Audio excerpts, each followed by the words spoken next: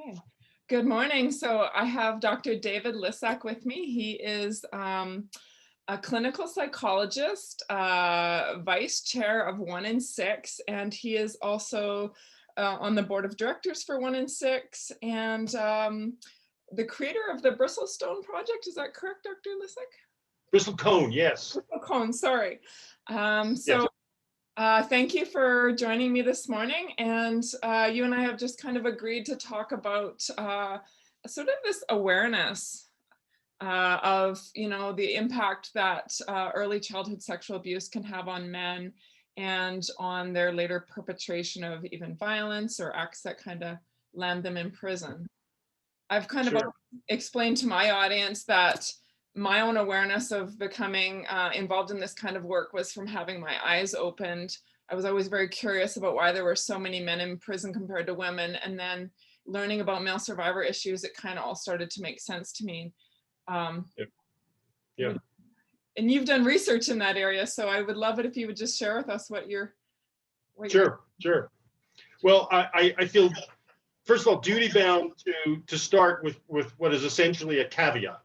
Okay. Well, so this is a very important topic, and there clearly is a link between childhood abuse, childhood trauma, and perpetration of various kinds of interpersonal violence and other kind of criminal behavior. But it's important to understand the nature of that link. And the first sort of most important fact is that most men who are abused don't end up going to prison. They don't end up committing acts of violence against anybody. Yeah. Most men who are abused, especially sexually abused, physically abused, they suffer. There are consequences, and it affects, your development. It affects all kinds of, affects you in all kinds of ways. But most men don't end up hurting other people, or at least not. I mean, we all hurt other people in the course of our lives, emotionally and so forth, but, not the kind of behavior we're talking about that lands you in prison. Mm-hmm. Now, so it is, however, the case, and there's plenty of research documenting this, that if you look at the percentage of men who end up either in prison or end up committing acts of interpersonal violence, a very significant percentage of those men have a history of childhood abuse. And so those are just two different populations, though. The population of perpetrators is not the same as the population of abused men. Absolutely. They overlap in certain ways. So the men who, in my experience and from the research I've done, the men who end up, who start off with a history of child abuse, who then end up getting into trouble, whether they get caught or not, committing acts against other people. Usually there is a fairly major intervening variable. So there's abuse, but in order to go down that path of getting into real trouble, one of several things are usually necessary to sort of have in that person's life in addition to the abuse. Okay. And one is, and all of this makes a lot of sense when you think about it. One of these variables is what is the nature of the family they're growing up in? Just apart from the fact that they were abused, and they may have been abused by a family member, or they may have been abused by somebody in the community, very often because they are either really neglected, or they're being raised by a single parent who's got to work in order to put food on the table and can't be there all the time, and so they are just more vulnerable because they don't have the same level of supervision as other kids. So there's something like that in the home that makes these kids vulnerable to being abused. Right. And it also it's a whole other risk factor. If you're neglected, if you don't have somebody who's asking you every day you come home from school, first of all, you got to be home from school, when you're expected to be home, right? There's somebody who's checking that, and there's somebody who's saying, okay, what's your homework you got to do today? Sit down, You know, sit there, you want a snack, I'll give you a snack, but you're going to do your homework. And that's lacking, you know, in these kids' backgrounds. And why is that important? Well, because, you know, as they get a little older, they end up, you know, skipping school. They end up spending more time on the streets. They end up, you know, hanging out with other kids who come from pretty messed up homes, you know, so that influence from peers, you know, starts to have a negative effect. There are older peers in those groups who are already getting into trouble with the law, and they start being influenced by those older peers. So that's one major factor, right? Because it's not present in every home. It's not, you know, there are plenty of people. I was sexually abused when I was a kid, when I was 5 years old. I had a single mom, but she was, you know, she was a diligent mother, and she was, you know, she made sure we were, you know, if she wasn't there to look after her, somebody else was. And so I had a lot of advantages that, you know, other men who were abused as kids don't have. And then another huge factor is substance abuse, you know, drugs and alcohol. You know, I cannot tell you, I've done so many cases, so many capital murder cases here in the States over the last probably over 200 cases. And we really investigate these lives. I mean, we know so much about these guys. We have every piece of paper that's ever been generated on their school records, medical records, psychiatric records, you know, social service records, Army, you know, records, everything, you know. We interview not only them, I interview their neighbors, their siblings, their aunts and uncles, their parents, you know, and, you know, the number of times I've written these reports where, you know, I document the abuse, and then, you know, the next chapter basically is the history of substance abuse, which in these cases, these are pretty severe cases, but, you know, the substance abuse begins when they're 8 years old. Absolutely. 7 years old. I mean, you know, it's, you know, they're picking up the butts of marijuana that their parents have left over. Their parents are, of course, you know, passed out after last night's party. Yeah. There's, you know, half empty, half filled drinks still that they can start chugging back. There's joints, there's, you know, God only knows what. So they see their parents often using drugs or drinking, and the stuff is available. It's right there, you know. Some of these guys are initiated into it by their parents, or an older sibling, you know. So however that happens, and it doesn't always happen obviously at age 8, you know, sometimes it's early adolescence, but, you know, when you got somebody who's got this trauma, and, you know, they're let's face it, they're not living in a home where parents are going to be hovering around them and saying, you know what, I'm going to find you a therapist. And, you know, and I mean, there's nothing like that. They get no help whatsoever, you know, dealing with abused by their mom or dad's friends too, right? Right, exactly. Very often it's a family member. It may not be a mother or father, who could be an older sibling, could be an aunt, uncle, cousin, you know. And so, you know, what do you do? I mean, you have no coaching, no supervision. You have nobody who's showing you or modeling how you deal with your fear, your anger, your shame, your rage, you know, all of that stuff. Yeah. And it eats at you. And let's face it, you know, we're not talking about generic trauma. Sexual abuse produces, you know, unique, you know, issues and unique conflicts, you know, for especially for boys, you know, they grow up, they start, you know, to be sexually abused. If you're a boy, you learn very, very fast that this is something you don't talk about. You don't tell your peers, you don't tell anybody. You know, so you're now harboring this incredible secret. Internally, you're feeling this profound shame. You feel just branded by this thing.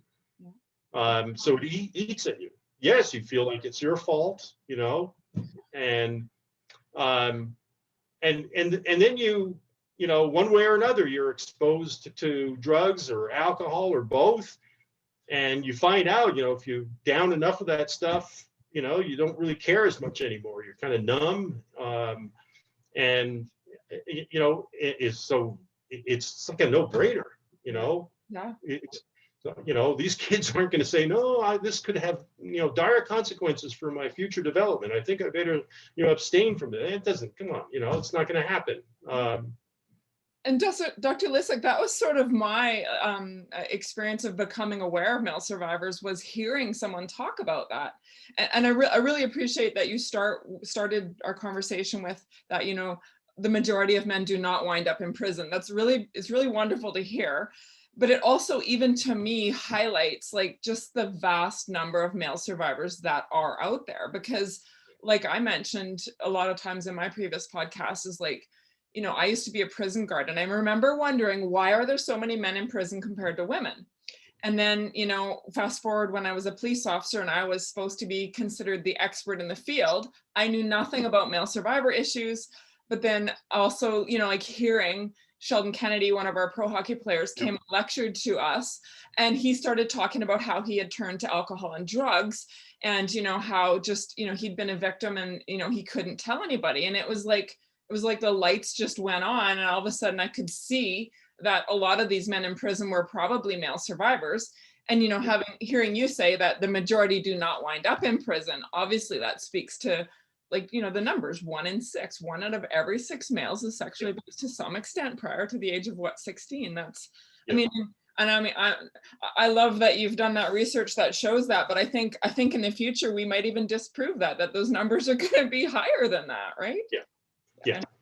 There's yeah, and that's, you know, one of the problems. You know, it's actually very difficult and very frustrating doing that research, because, you know, it's not like if you give men anonymity, then they're happy to tell you everything that happened to them.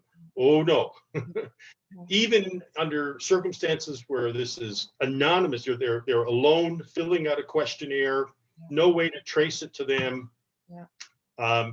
The depths to which this kind of secret is buried is so profound that, you know, it's not going to come out under those circumstances either. You know, so in fact, in some ways, I think you have a better chance if you can do a face-to-face interview, so long as you've got several hours and you're highly skilled, you're yourself a survivor, and you can develop the kind of trust where you know, eventually they're willing to disclose to you. And what you just described, of course, are the conditions. When I do these evaluations of guys on death row, that's exactly what I have. I have as many days as I need. You know, and I go in there, and sometimes they're primed, and sometimes I have to work to earn their trust. Absolutely. And when I've earned it, then they disclose. And I liked what you said. I mean, I'm not a male survivor myself, but, you know, on my previous experience of interviewing as a police lady and then becoming a psychologist definitely has helped me, you know what to watch for too, right? Like, I mean, even in my own research, you know, one of the things that I learned was, you know, for example, often boys and men don't understand that they were victims until, you know, much later in life. Like I'm working with a physician who didn't even understand he was abused until in his 40s when he learned about it on the news. Like, and he's like, that's what happened to me, because they're so groomed, so conditioned by their perpetrators that this is normal, this is natural, this is what boys do, that kind of thing. You know, just, and, you know, being able to like recognize in my client, like, did I just see a tear well up in your eye? Something's there, right? And then slowly, you know, like from a different angle than you would use, you know, get their trust to get that disclosure and learn to be able to manage that. But so you, as you were just saying, like one of the ways that we connected was at the Male Survivor Conference, where you were telling me about this work that you do with, you know, working with death row inmates, trying to prevent them from being put to death, you know, pleading based on their background. You had mentioned that some of them had killed their perpetrators and were therefore on death row. Other ones just, you know, get involved in acts of violence that land them in prison. Because, like we talked about earlier, they have turned to alcohol and drugs as a coping mechanism, which we all know is a slippery slope. It leads to crime and, you know, depending on their level of dependence and also their development, right? Like, you know, we talked about if your abuse happened young enough that they don't develop these skills of self-regulation. they don't attain a proper education that would give them a chance in the world, right? Research shows that if a child doesn't learn to read before grade 3, he has a good chance of landing in prison. Yeah. How Yeah. hard is it to learn to read if you're overwhelmed by your abuse, right? So Right. Right. Yeah. There's a case that I worked on quite a few years ago that it still haunts me. This is a guy, he's still on death row. I think fortunately he's in a state where I don't think they're going to execute anyone anymore. So I think he's safe, from execution. He'll spend the rest of his life in prison. But his life history is typical, a little more tragic than many. But I'll just quickly go through it. He was severely sexually abused and physically abused and neglected as a child. His parents were just disasters. They were both alcoholics. So big surprise, he goes down that same road, having been traumatized himself as a child and neglected. He becomes an alcoholic basically, and he also got involved in other drugs. And of course, when you're down that path, you're not likely to have a steady job and a good income, but you got a lot of expenses because those drugs are not cheap, nor is alcohol. So you got to come up with money somehow, right? And so where that leads, and eventually you end up in prison because of it, right? So he goes to prison, and I don't remember now whether it was his first or second stint in prison. He just gets lucky. In that state, there were a handful of prisons that still had essentially rehab programs, and he landed in a prison where they had one. It was welding, and so he does well enough in prison. He doesn't get into too much trouble, so he's allowed to go into the welding school basically, and they teach him how to weld. And it turns out he's good at it, and that, even while in prison, that gives him a sense of, well, maybe I'm worth something other than just a repository for drugs and alcohol. He gets out, and he had a little bit of support, and some people clearly thought he could make something out of himself, and he goes back to his hometown, and there's a guy who knows him and knows he was in prison, but also knows his family, and decides to give him a break. So I'm going to hire you, but if you ever get back on the bottle or in drugs, you're out, right? I'm going to fire you immediately, so you stay clean. And he starts working, and he is good, and he becomes a valued welder employee. And this is now months. I think it was over a year. And during that year, he meets a young woman his age, and she has kind of similar background, and she's also made it, got clean now. And so they have this kind of pact. They start living together, but with the proviso that if either one of them slips up, the other leaves, or they get kicked out, because they're not going to go down together. If one of them can't make it, fine, they won't make it, but the other one's going to cut loose. So if they're humming along, they're just doing fine. And then his grandfather was the only person in his family who provided any kind of nurturance, any kind of sort of parental anything. He loved his grandfather. His grandfather was quite old, got sick, had to go in the hospital. And as he's ready to come out of the hospital, it's clear he can't live by himself anymore. And so this guy says to him, well, why don't you come live with us? And so his grandfather does. And he lives with them for a while, a number of months. And then one day, this guy comes back from work, from the welding shop, and his grandfather's, he would spend the afternoons on the front porch in a rocking chair. And he goes up the stairs and his grandfather's sleeping, and he tries to get him to wake up and realizes he's dead. His grandfather died. Now, if you think about that, I mean, it's sad when somebody you love dies, but it's not a catastrophe and it's not a tragedy, actually. I mean, he gave his grandfather a place to live, and he dies peacefully in his sleep. Frankly, if that's how I could go, I'll take it, man. So it's, from the perspective of life, I mean, that's that's something actually after you get over your grief, you feel proud, that you feel good that you were able to provide that for your, give something back to the one man who gave you something as an adult, as a parent. But he never learned what to do with grief. He couldn't have told you what grief is. Or probably any strong emotion. Or any strong emotion. There was nobody there to, that's what parents do when you socialize children.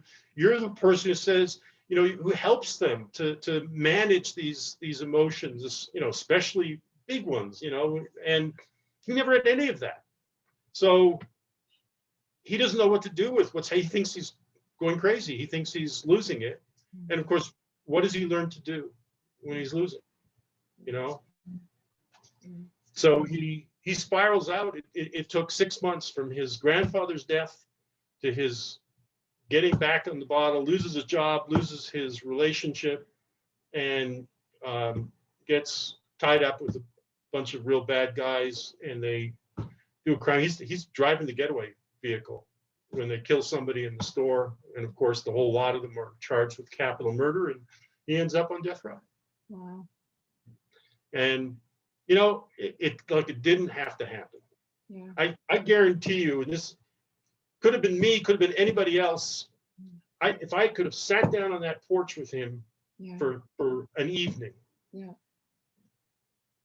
I think his life would never have gone back down that road. That's all it would have taken. Yeah. That's got to break your heart too, knowing maybe what he's been through, and knowing how if just like you say, one person could have been there for him. Yeah, that's right. That's right. And that's part of the problem is with there are guys who go through really bad things during their childhood who are just, their lives are so devoid of anything positive, any person.